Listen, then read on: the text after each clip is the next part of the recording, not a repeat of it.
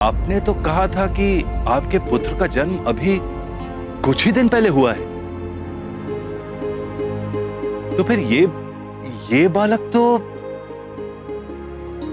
हमारे पुत्र पर भगवान भोलेनाथ की विशेष कृपा है, इसीलिए ये अद्भुत है।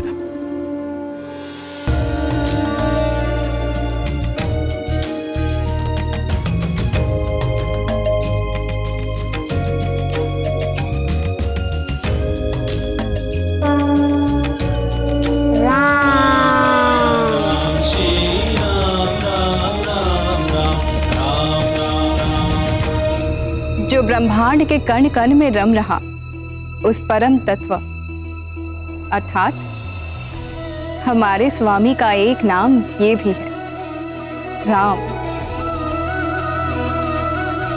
गुरुदेव ब्रह्मश्री वशिष्ठ ने मुझे ये राम नाम देकर सबसे बड़ा लोकहित का कार्य किया है। भोले बाबा ने इस राम नाम को तारक मंत्र भी कहा है और सारे युगों में, विशेषकर कलयुग में, मुझे पाने का सबसे सरल और सुगम उपाय है ये राम नाम। नाम की महिमा अपार है।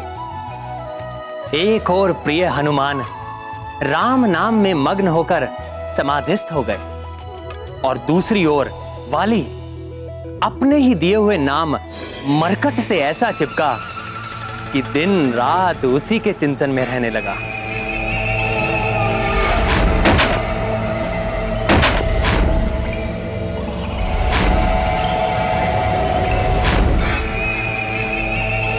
किन विचारों में मग्न हो भैया?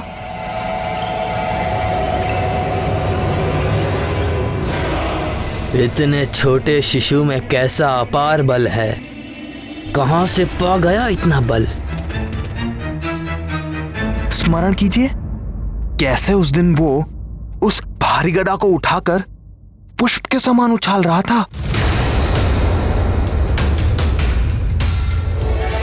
वो तो एक ही गदा उछाल रहा था, किंतु आपकी तो एक गदा दो के समान है। आपका बल तो अतुलनीय है भैया।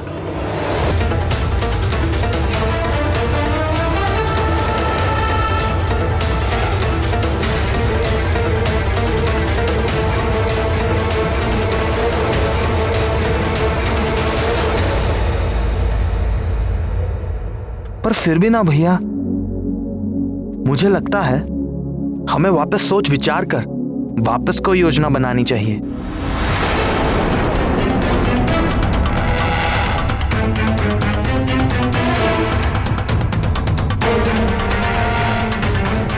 तुम कहना क्या चाहते हो सुग्रीव? स्पष्ट कहो।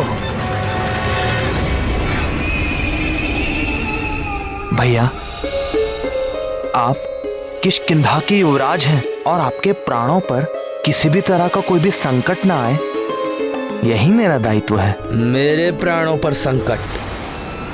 तुम उस हथेली भर के बालक से मुझे भय दिखा रहे हो? महानतम वाली को भय, प्राणों का भय। भैया, मेरे बात की आत्मा पर ध्यान दीजिए। हमें अपने शत्रु को अच्छी तरह से जानकर, उनके बल को और परख कर फिर आक्रमण करना चाहिए। मैं तो केवल इतना ही कह रहा हूं। अग्रज कौन? आप। बलशाली कौन? आप। बुद्धिमान कौन? आप। तो फिर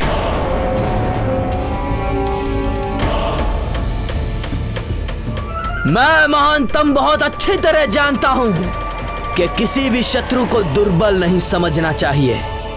मैं महानतम बहुत विचार कर इस निर्णय तक पहुंचा हूं कि हमें उस मरकट को अच्छी तरह जानकर, उसके बल को परख कर ही उस पर आक्रमण करना होगा।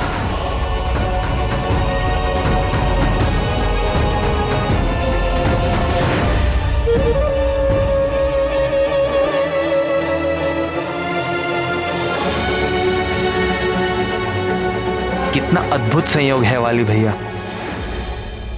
आप आखिर वही निर्णय पर आए जिसकी ओर मैं संकेत कर रहा था।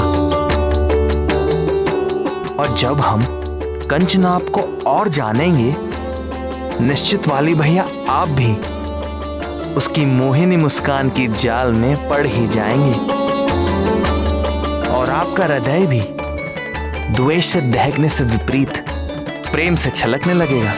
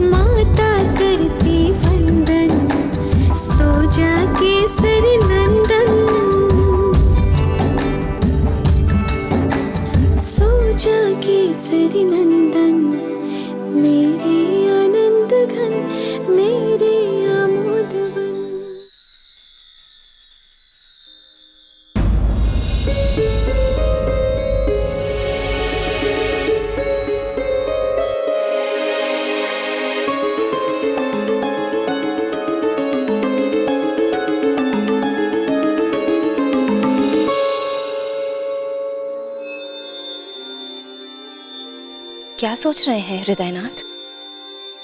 अपने पुत्र के बारे में सोच रहा था। उसे अद्भुत कहूं या विचित्र? हाँ, देखिए ना, हमारा पुत्र अभी कुछ ही दिनों का है, किंतु आकार, बल और बुद्धि 5 वर्ष के बालक जैसी हो गई है।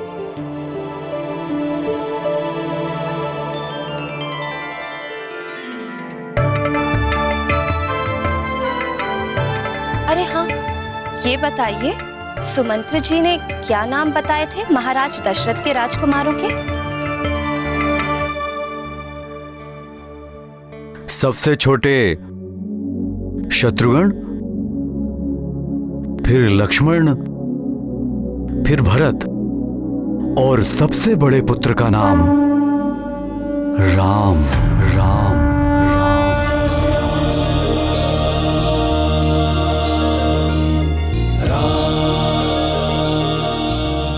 चारों नाम बहुत ही सुंदर हैं, किंतु राम, यह नाम कितना मधुर, शांतिदायक और सुखद है। तुम ठीक कह रही हो प्रिय। कितनी शीतलता है इस नाम में, राम। हम भी अपने केसरी नंदन का ऐसा ही कोई नाम रखेंगे। किंतु परंपरा। किंतु परंपरा क्या? हमारे कुल की परंपरा है, पुत्र अपने नाम का चुनाव स्वयं ही करता है। इस विषय में आपने पहले तो कुछ नहीं बताया। अवसर आने पर बात कहने का एक अलग ही आनंद है और महत्व भी। तुम स्वयं ही देख लेना, जब पुरोहित जी अंजने से उसका नाम कहलवाएंगे।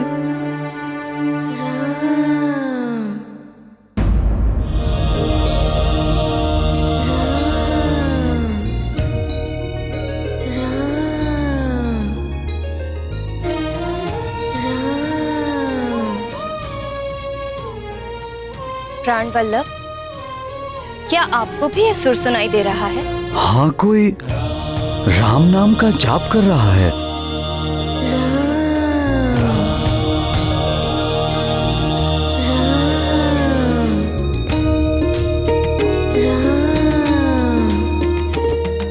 ये राम नाम के जाप की ध्वनि इसी कक्ष से आ रही है, परंतु इस कक्ष से कहां से?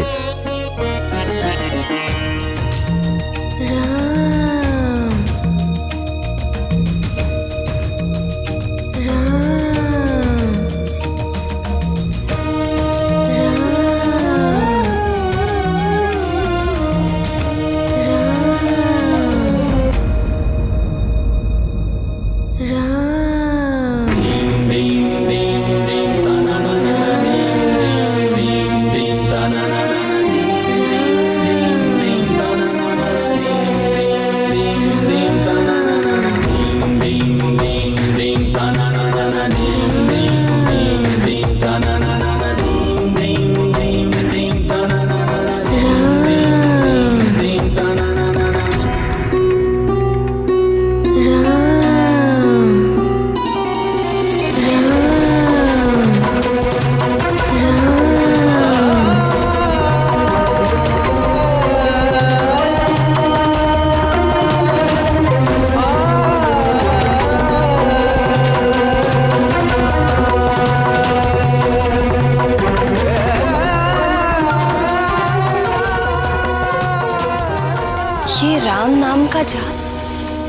की सांसों में चल रहा है।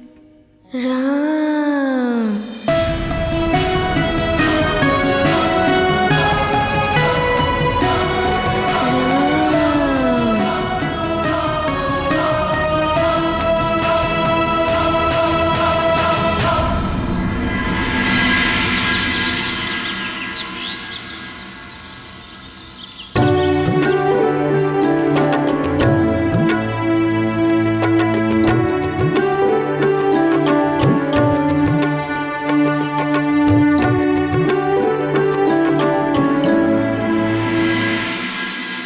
किस विचार में डूबे हैं आर्यपुत्र? क्या हुआ? कुछ नहीं, बस अपने पुत्र अंजने के बारे में सोच रहा था। ये तो हम समझ ही चुके हैं कि कृपानिधि भगवान भोलेनाथ की विशेष कृपा है इस पर, किंतु ये जो राम नाम हमारे पुत्र के हृदय में रच बस गया है, उसका क्या संबंध है हमारे पुत्र के साथ?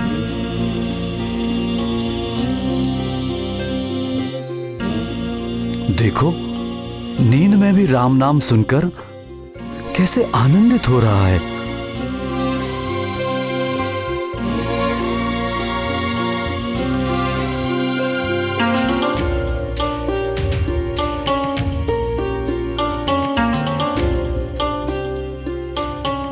हमारे पुत्र के नित्य नए चमत्कार से मैं भी अचंभित हूँ।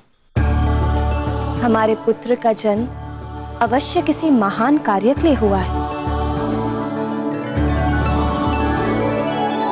हम तो केवल माध्यम हैं। भगवान की लीलाएं भगवान ही समझ सकते हैं। तुम ठीक कह रही हो प्रिय। प्रभु की लीला हम प्राणियों की समझ से परे है, परंतु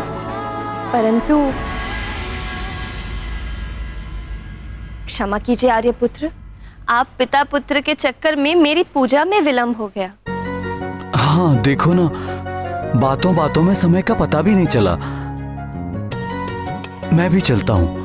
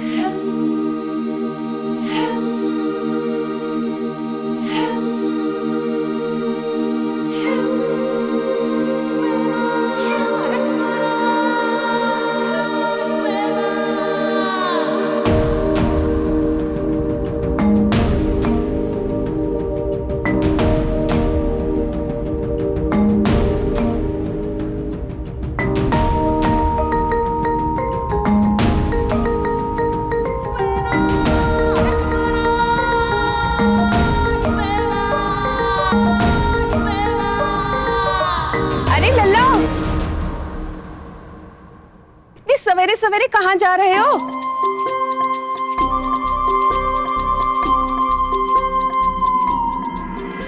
अरे अरे रुक जाइए लल्ला, अरे रुक जाइए। सर्व जगत ईश्वरो बंध मोक्षयोः तं त्वामर्चन्ति कुशलाः प्रपन्नार्तिहरम्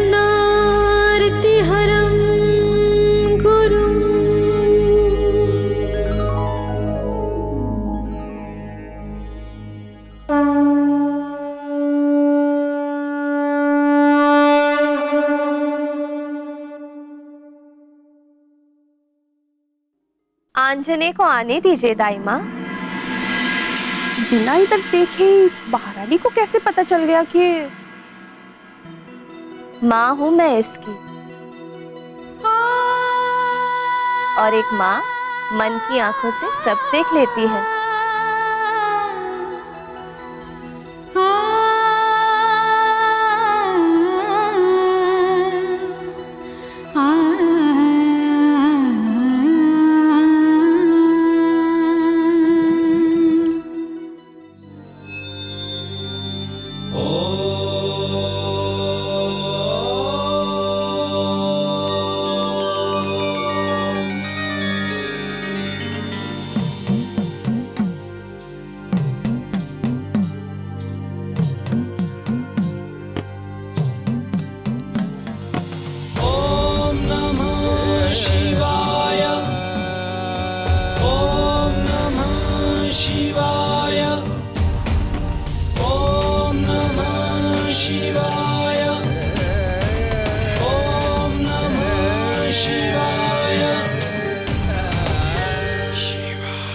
नहीं नहीं नहीं,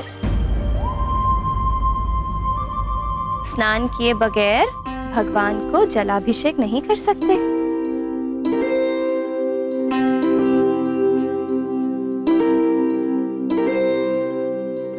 क्यों माँ?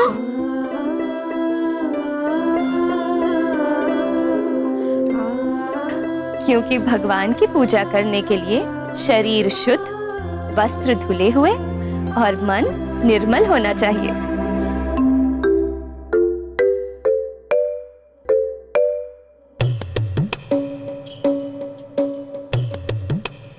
बच्चों का मन सदैव ही निर्मल होता है, चाहे वो कितने ही नटखट क्यों ना हो।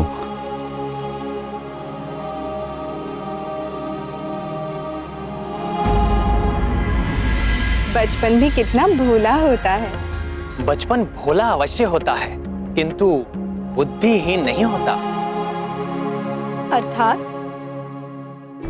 अर्थात केसरी नंदन के भोलेपन और नटखट लीलाओं पर मत जाइए आप लोग। इस भोलेपन के पीछे छिपी बुद्धि बड़ी तेज है।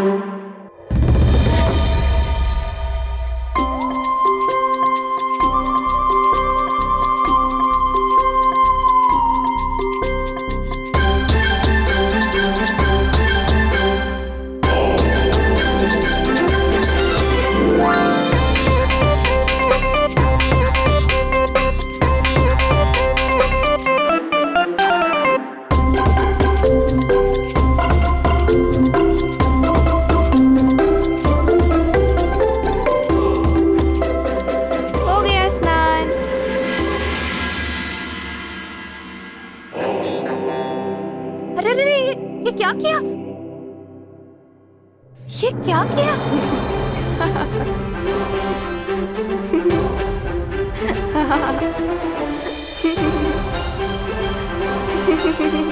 क्या किया? स्नान कर लिया हमारे पुत्र ने।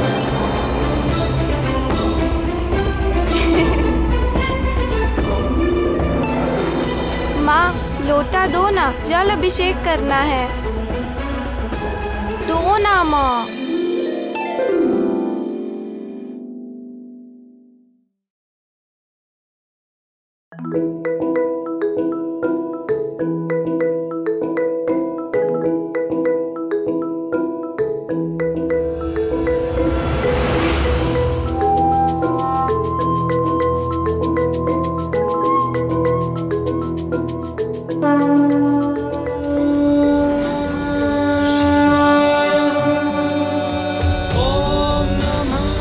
शिवाय ओम नमः शिवाय।